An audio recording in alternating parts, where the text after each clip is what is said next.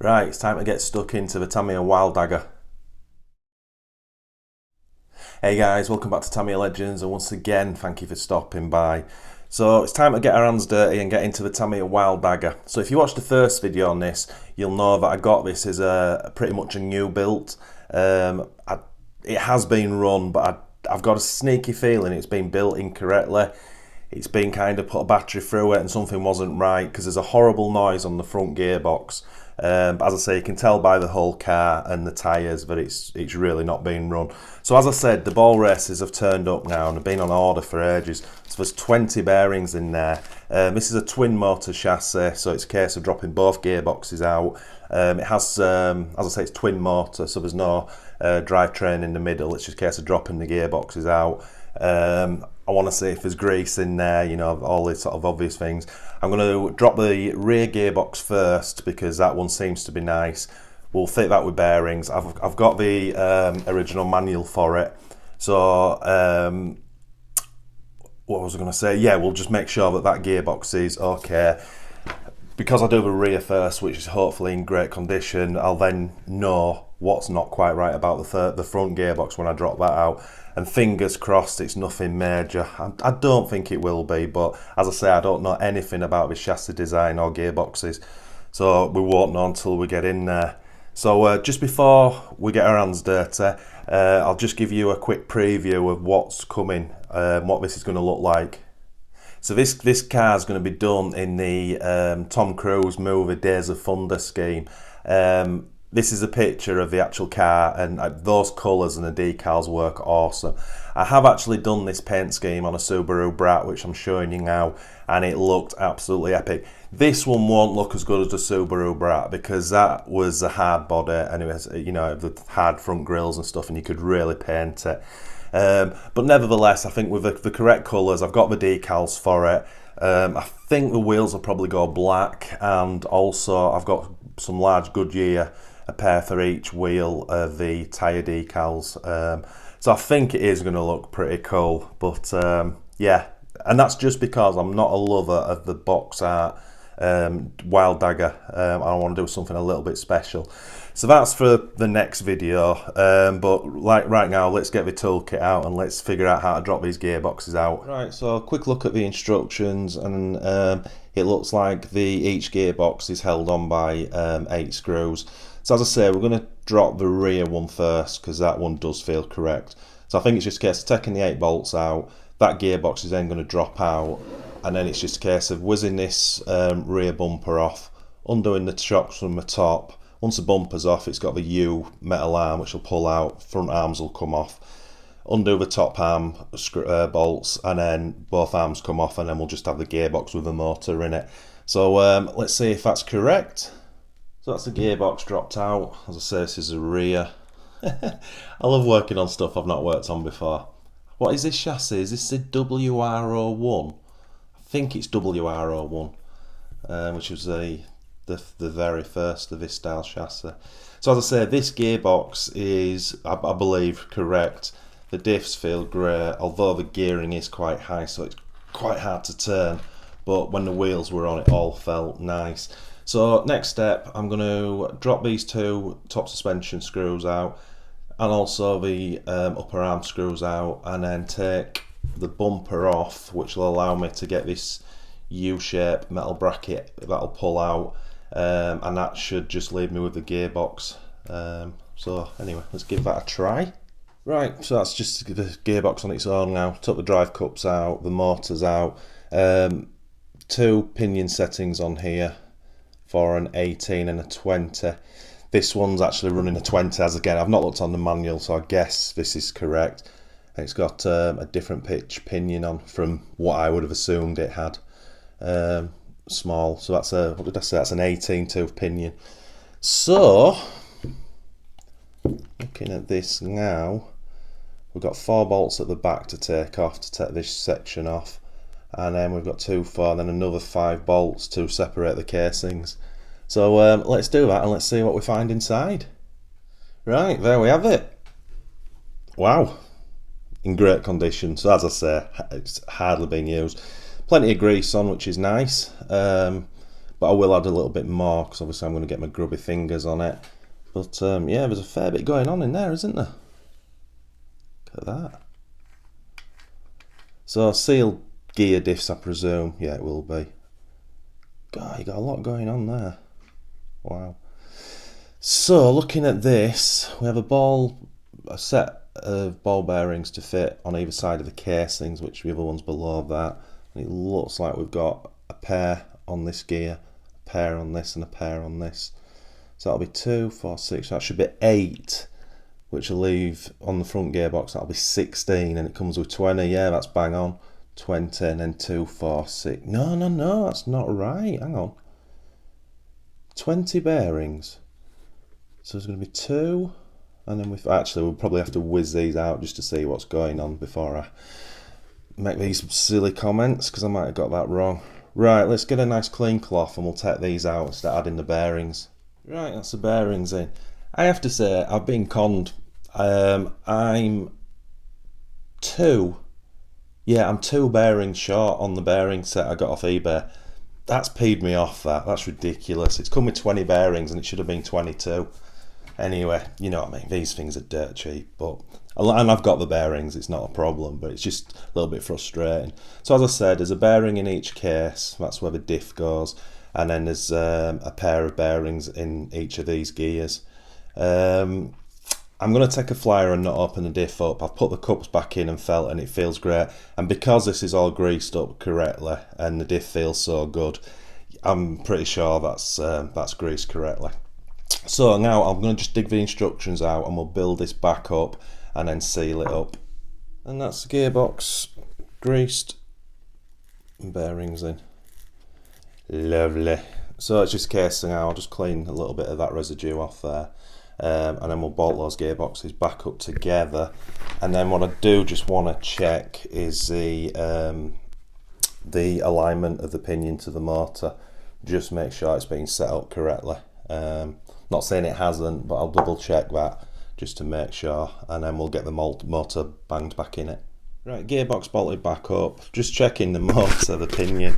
I found this pretty interesting, what it says here, and it's got these pictures on paper. On instructions it says, position pinion gear using paper header from screw bag. I mean, this is only 1999. It just shows you that in a small period of time, I mean, I would have thought at 99, there'd have been something a little bit more technical, you know, 1-2 mil gap from your pinion or whatever, but to fold a bit of paper up from the screw bag header and put it in there, that's class. I also should have said, from the first video, I got a load of comments from it saying, really need to swap the alloy pinion out for steel pinions.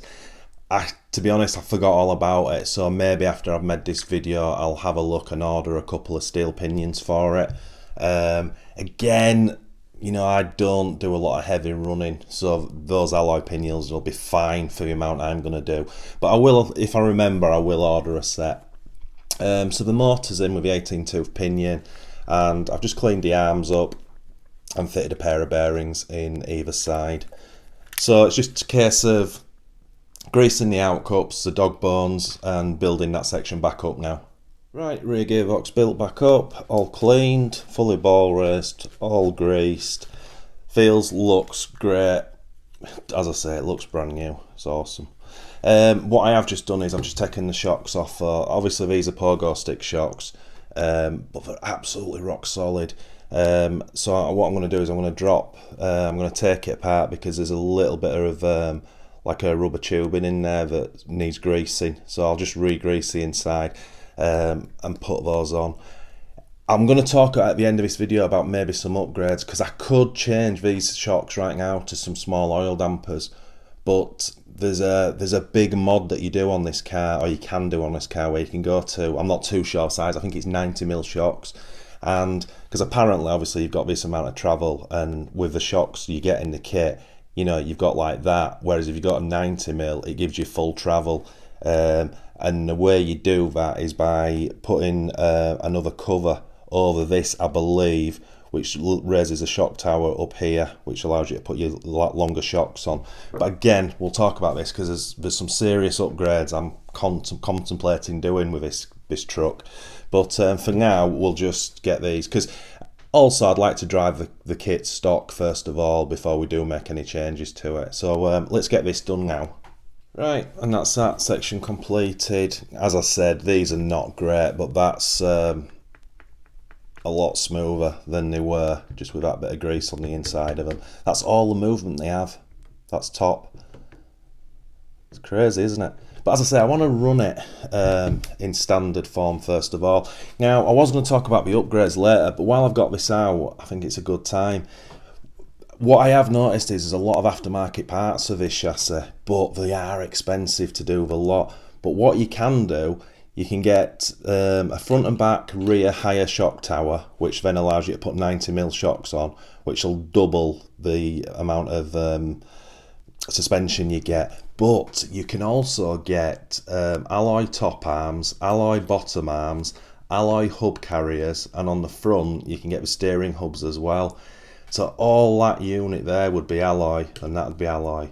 But as I say, it's bloody expensive. But you know what I'm like with alloy. I am seriously thinking that maybe once we've given this its maiden run, bringing it back in and doing that upgrade to it. Anyway, let me know in comments what you think to that stuff. I'm always interested to hear what you guys think. Right, next stage is I was just going to drop, the only difference with dropping the front gearbox out is I've just got to take the steering arms off, that's it. Because obviously it's attached to the servo. But I'm just wondering now, do I just bang the rear gearbox back in and then it's finished, and then we'll drop this one out? Yeah, let's do that. Okay, so that's the rear gearbox full assembly back on the chassis, bolted down, motors connected back up.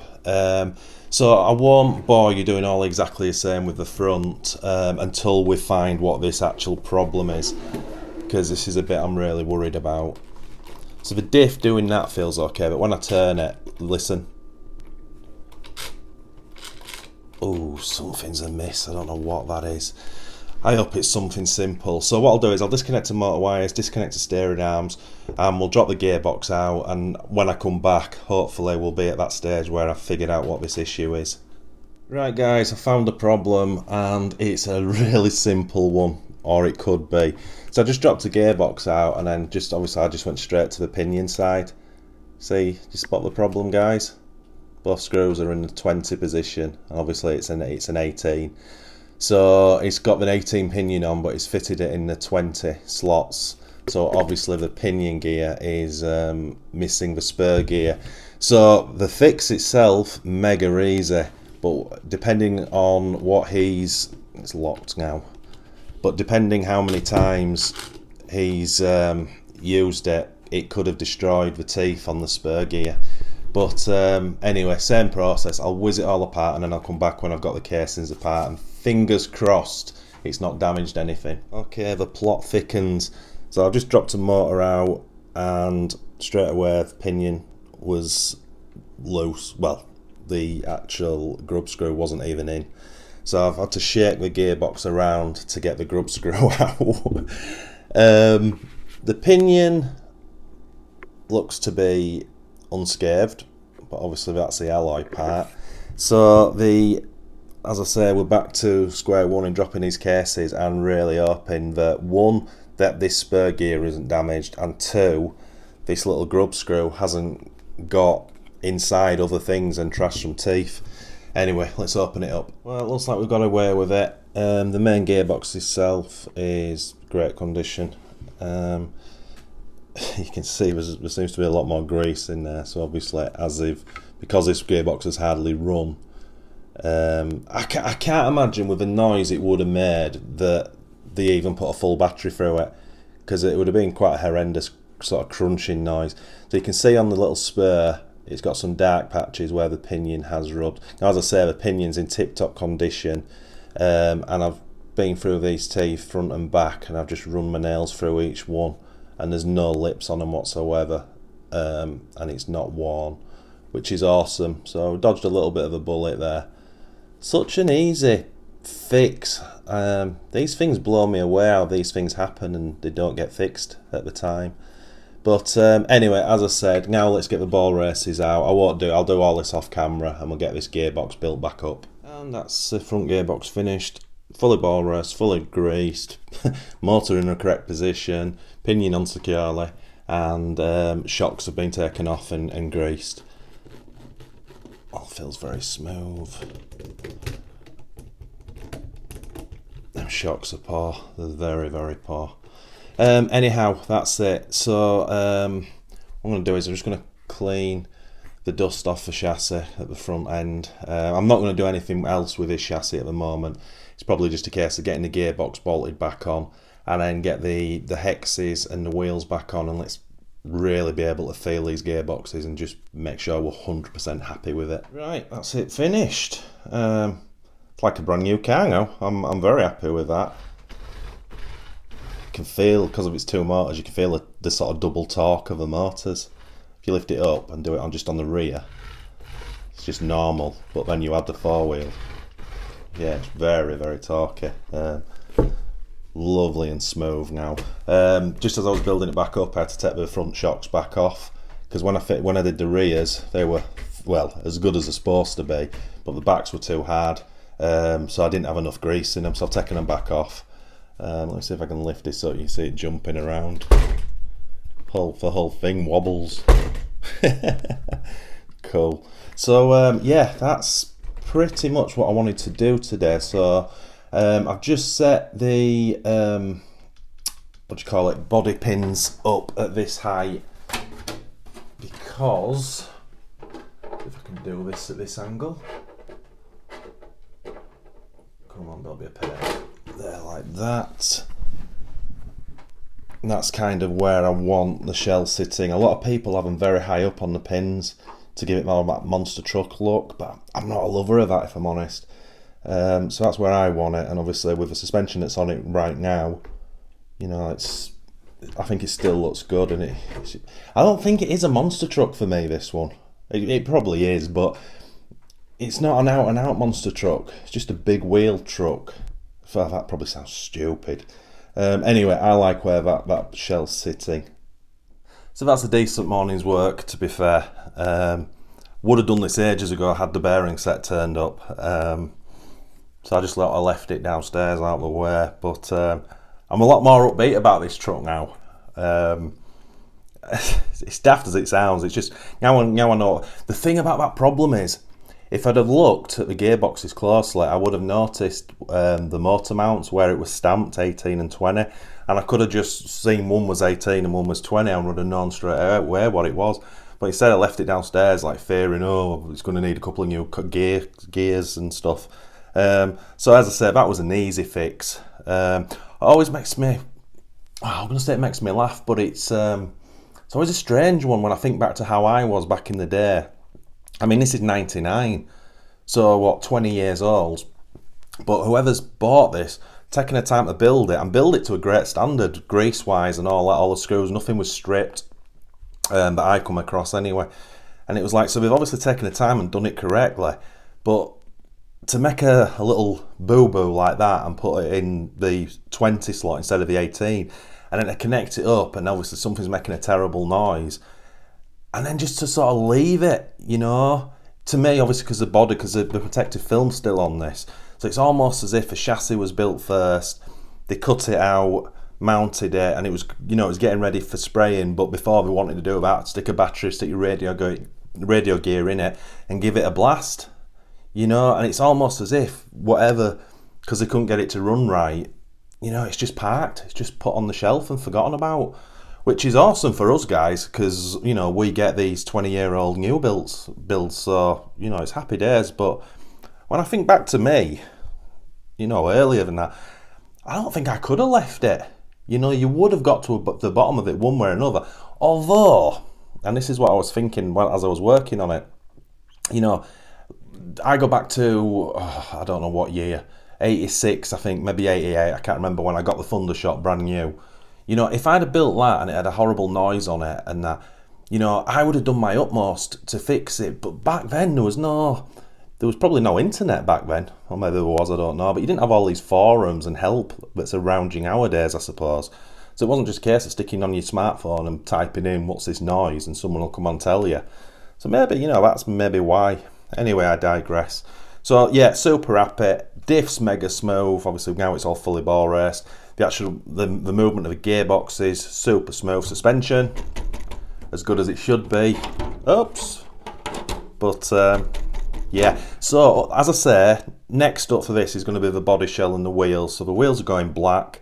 We'll lacquer over those as well, and then it's got this two-tone green, yellow, green, black bed, big Goodyear tyre decals on it, and then all the Days of Thunder 46 Chevy decals all over it. It's going to look cool. It's going to look very cool. And then we'll go, obviously it's got some decent food type of servos in there. It's got an old AM or FM, whatever it's called, receiver. So I just need to take the receiver out, put 2.4 gig in, and just make sure everything's working, the motor polarity's the right way around or whatever. And then, and I've got to glue the tyres, just spinning the diffs, the tyres are spinning on the wheels. So once that's all painted and lacquered, I'll glue those up.